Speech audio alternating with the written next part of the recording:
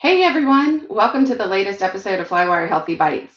I am Amy Carpenter. I'm a Regional Vice President of Sales with Healthcare at Flywire.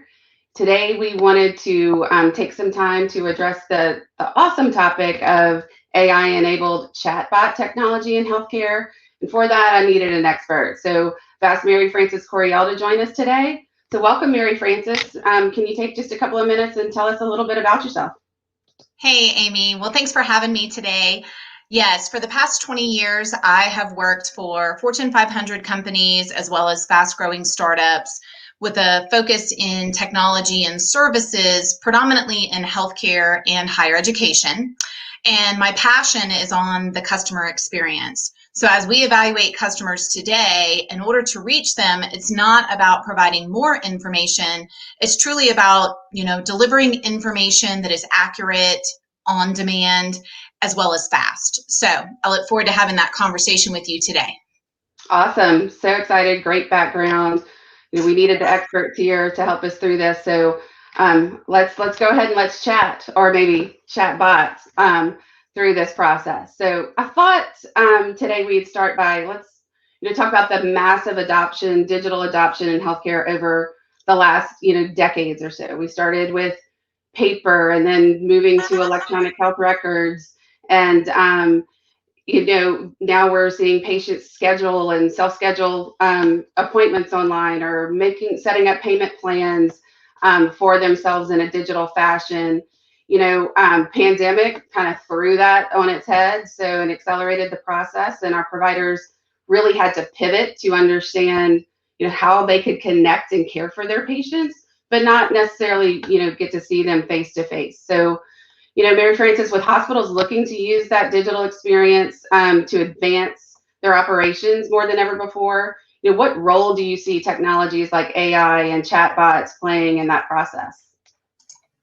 Sure. Well, Amy, when we think about that, you mentioned the word, I think, millennials, but really at the core, it's all patients. In addition to, it's the full patient experience. We also hear this term often, the digital front door. Amy knows me well enough to know I like to giggle at that phenomenon to say, well, what happens to them once they go through the front door?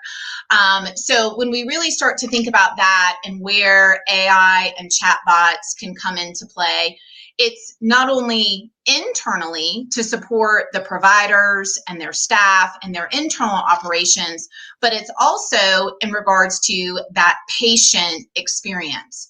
So when we think about that from an internal perspective, AI and chatbots can really support the staff, can scale the staff, and begin to provide data and analytics to further drive strategic communications and their support models. So the other thing that as we look to, coronavirus, we're seeing that people are really understanding that in some cases, an 8 to 5 support model doesn't work for their audience. Their audience is working, is tied up during those business hours.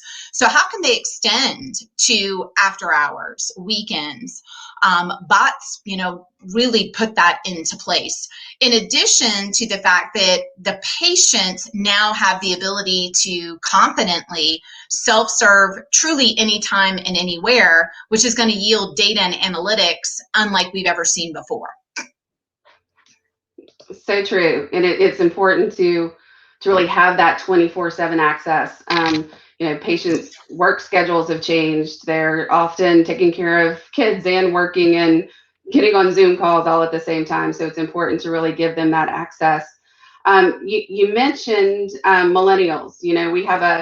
I think we have a new digital, patient now. Millennials are often caregivers, not only of, taking care of their own needs, but often their children, quite often their parents. They need a quick, easy way to navigate that care process. Also have more seniors using technology than ever before due to the pandemic. I can say my 74-year-old mother, who used to literally get her bill from Macy's in the mail, walk into the Macy's store, go up to the counter, write a check to pay the bill because she swore that was the only way that she could do it.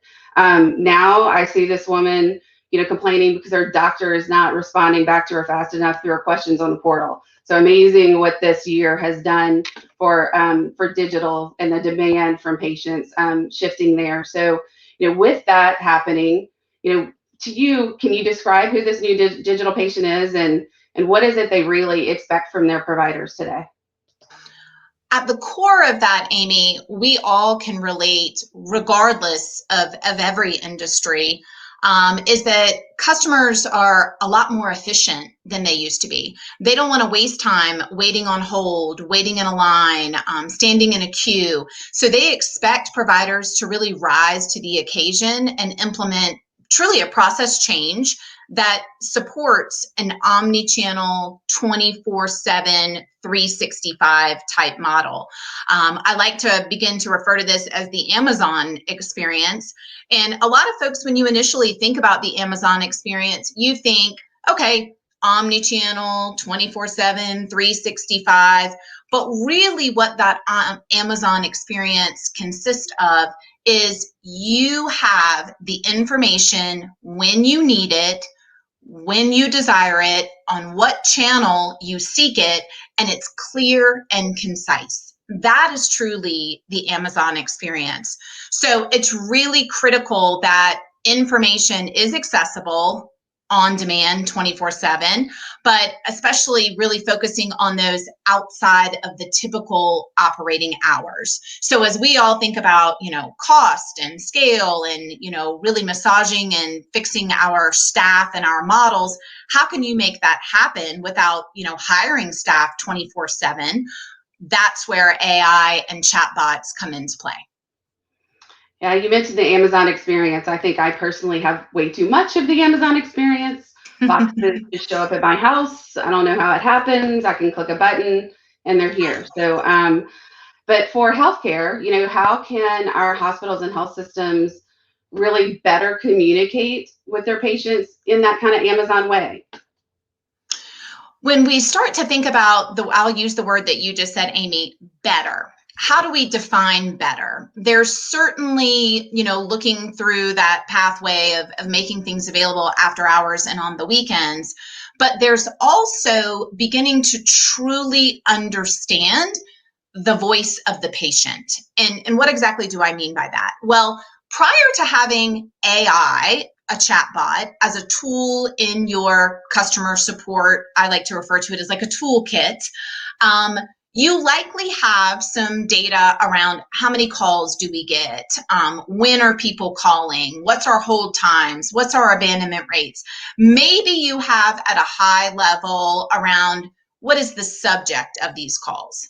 But when you begin to bring AI into your support model, you begin to start to truly understand, why are people calling? Why are people not paying? You begin to open up new touch points to these patients that then yield data to help inform, where can you change your support model? Where can you change your communication strategies?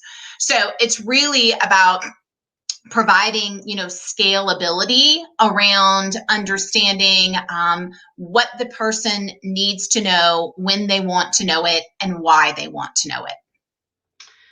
So that's interesting. So, I think we all can understand, the information we get back and forth in the chats from our patients, what they're asking us, how we're answering them in a live chat environment or even in a bot. But what about, is there anything we can find out from patients in understanding what their needs are and what they're looking to answer? Maybe, the anonymity of a patient being able to ask questions really without asking it. Can we mine where they're going to on our websites through bot technology to help better serve the patient through the process? Amy, you nailed it on the head going down that path of the anonymity. So there are often patients that you never connect with because the patient is confused. The patient is embarrassed. The patient isn't sure whether they would qualify for financial assistance or not. So therefore, they never start the process. by making available a bot, I like to refer to it as kind of a safe zone. They will come and they will ask those questions. They will get that qualification. They will understand further, steps in the process. So Neil, not only are you creating touch points with this person you would have never created, they too are now a more informed patient. So when they get to your staff is no longer spending time saying, well, here's where you need to go to find the financial aid application. They are actually having that more in-depth conversation with the patient that's already started the process and perhaps needs some, further qualification or further assistance. The key being that you've got a more informed patient that has now come through part of the journey, part of the funnel, and now you're driving them towards that next action, which may be scheduling a service, making a payment, etc. That's fantastic. I think that's a big piece that a lot of us don't even grasp that is there, that we can really gain knowledge from about what our patients are needing and what are they looking for, what are the answers that we're trying to, we need to provide for them. So that's fantastic to hear there. You mentioned earlier the voice of the patient. We've got some of our providers that we work with that do a really phenomenal job of basing, every decision they make on how it will impact their patient. And sometimes they have a fictitious name for that patient, but they represent their whole patient base. Can you explain to you and with chat and AI enabled technology what you think the voice of the patient is and how that will help our providers have the better and good conversations that drive results with their patient populations?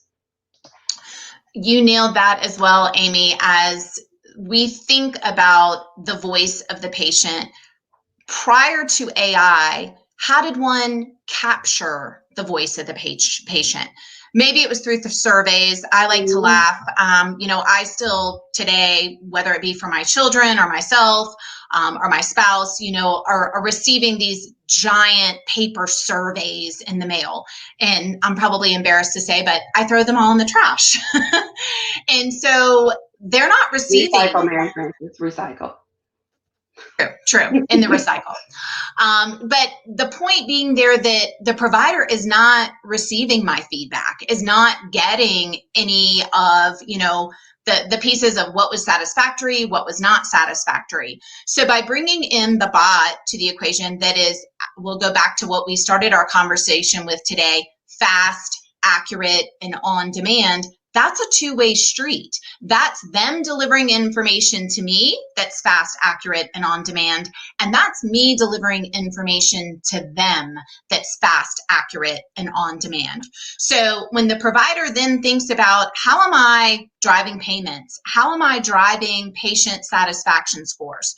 The core of that is knowing the voice of the patient so that I know where to focus and adjust. Mm-hmm. And whether that be, tailoring or customizing the user experience, whether that be, changing service hours, I now have concrete black and white data to say, if we move the needle over here, the patient is going to be more satisfied. Now you really can begin to change those experiences and drive things forward. Fantastic. Let's take all of this that we talked about and kind of wrap up by focusing on, AI, chatbots impact on the revenue cycle. Mary Frances, at Flywire, we believe that this type of technology can be transformative to revenue cycle operations and deliver, huge benefits to our health systems. We see the basic concepts that I think everybody gets, reduced calls, reduced costs, increased satisfaction and net promoter score, and possibly some cash acceleration. But, to you, what are the other ways you see chat impacting, each stage of the revenue cycle through the process from, end to end? I think the key there is what you were starting to go down the path of, Amy, in regards to, which step in the process. when we think about rev cycle and where we are today with rev cycle, I like to kind of envision rev cycle is the bookends of the patient's medical experience. However, all along the journey, there are silos, and the AI begins to break down those silos for the patient. So it's very natural for a patient to say, well, what would this service cost me? Maybe I can't afford that. Would I qualify for financial assistance? Can I set up a payment plan? When would I receive my first bill? These are all things that the patient would have in one conversation. But right now, that is identified as different steps, different silos within the journey. So the AI and the bot begins to break those down and truly extends that conversation all the way from pre-service to post-service, creating the patient on the right financial path early, which we all know is key to getting that payment, and beginning to help them understand from the sake of all things, balance, payment plans, all kinds of billing related questions. Now, the other thing as we begin to think about, so that was mainly focused, Amy, in the patient side. So let's go back to thinking through from the sake of, the provider side, the rev cycle office side. There are many things that are happening day after day in that rev cycle office that are driven by humans, that are truly repeat processes. And I'll give you a very classic example. Recently was working with someone, and we were talking about how all financial applications, financial assistance applications, have to be reviewed by a team of people. And what they are seeing is that all of these applications that come through the door are all over the map. Some immediately qualify. However, there are huge volumes that come nowhere near to qualification. That is a perfect place to use a bot to qualify folks, to guide them whether they should take the time to fill out the application or not. Because if they fill it out and they don't get any aid, that's not going to lead to a good patient experience. They're going to be frustrated and disappointed. You could have headed that off for the patient, and you could have driven things forward for the staff, opened up time for them to do more value-added responsibilities.